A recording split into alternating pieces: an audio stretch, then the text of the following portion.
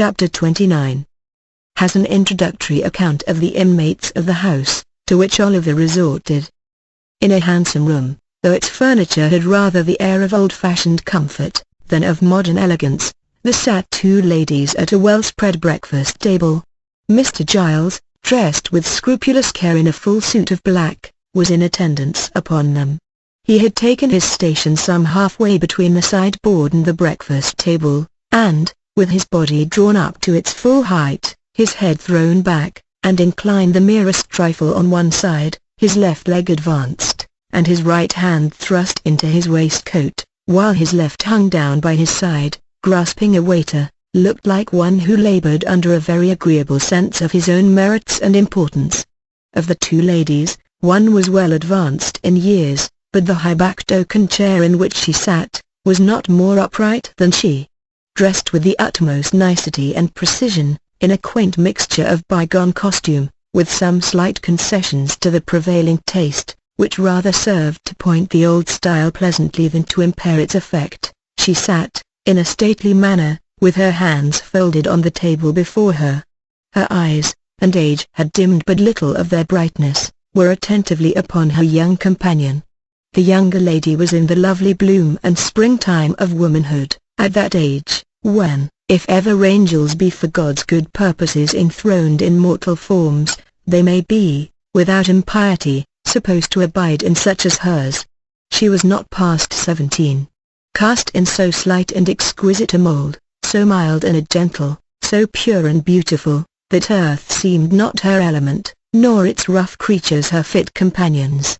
The very intelligence that shone in her deep blue eye, and was stamped upon her noble head, seemed scarcely of her age, or of the world, and yet the changing expression of sweetness and good humor, the thousand lights that played about the face, and left no shadow there, above all, the smile, the cheerful, happy smile, were made for home, and fireside peace and happiness. She was busily engaged in the little offices of the table.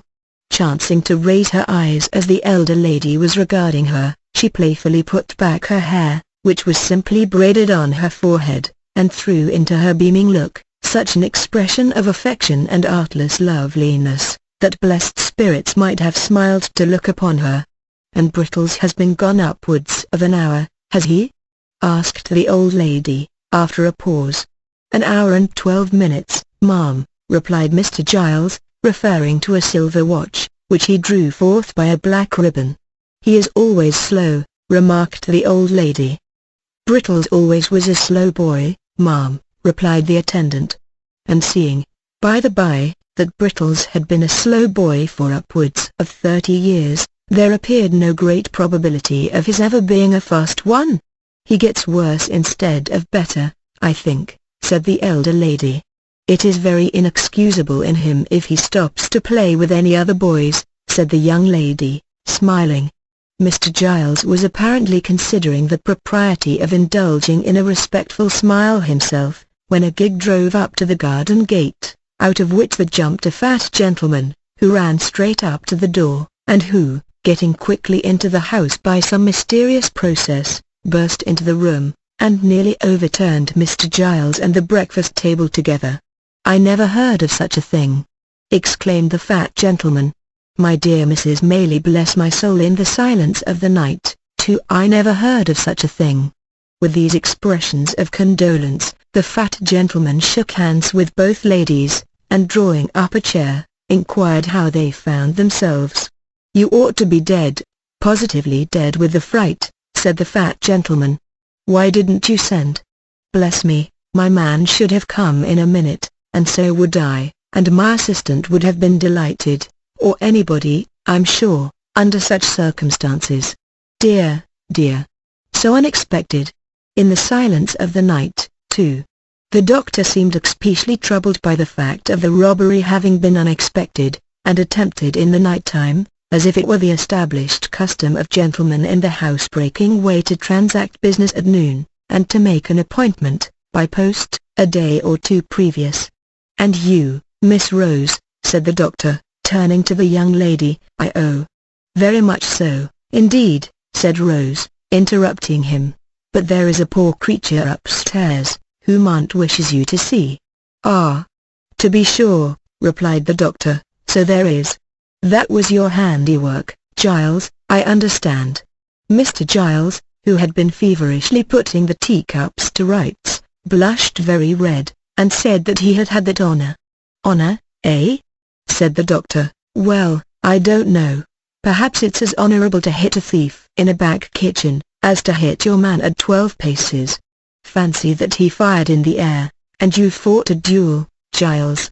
Mr. Giles, who thought this light treatment of the matter an unjust attempt at diminishing his glory, answered respectfully, that it was not for the like of him to judge about that, but he rather thought it was no joke to the opposite party. "Gad, that's true," said the doctor. "Where is he? Show me the way. I'll look in again, as I come down, Mrs. Maylie. That's the little window that he got in at, eh? Well, I couldn't have believed it." Talking all the way, he followed Mr. Giles upstairs, and while he is going upstairs, the reader may be informed that Mr. Losberne, a surgeon in the neighborhood, known through a circuit of 10 miles round as the doctor, had grown fat, more from good humor than from good living, and was as kind and hearty, and withal as eccentric an old bachelor, as will be found in 5 times that space, by any explorer alive. The doctor was absent much longer than either he or the ladies had anticipated. A large flat box was fetched out of the gig, and a bedroom bell was rung very often, and the servants ran up and down stairs perpetually, from which tokens it was justly concluded that something important was going on above. At length he returned, and in reply to an anxious inquiry after his patient, looked very mysterious, and closed the door carefully. "This is a very extraordinary thing, Mrs. Maylie," said the doctor, standing with his back to the door, as if to keep it shut. "He is not in danger, I hope?" said the old lady. "Why, that would not be an extraordinary thing, under the circumstances," replied the doctor, "though I don't think he is. Have you seen the thief?" "No," rejoined the old lady. "Nor heard anything about him?" "No." "I beg your pardon, ma'am," interposed Mr. Giles, "but I was going to tell you about him when Dr. Losberne came in." The fact was, that Mr. Giles had not, at first, been able to bring his mind to the avowal that he had only shot a boy. Such commendations had been bestowed upon his bravery, that he could not, for the life of him, help postponing the explanation for a few delicious minutes, during which he had flourished, in the very zenith of a brief reputation for undaunted courage. "Rose wished to see the man," said Mrs. Maylie, "but I wouldn't hear of it." "Humphrey," rejoined the doctor. "There is nothing very alarming in his appearance. Have you any objection to see him in my presence?" "If it be necessary," replied the old lady, "certainly not." "Then I think it is necessary," said the doctor. "At all events, I am quite sure that you would deeply regret not having done so, if you postponed it. He is perfectly quiet and comfortable now. Allow me, Miss Rose, will you permit me?" "Not the slightest fear, I pledge you my honor,"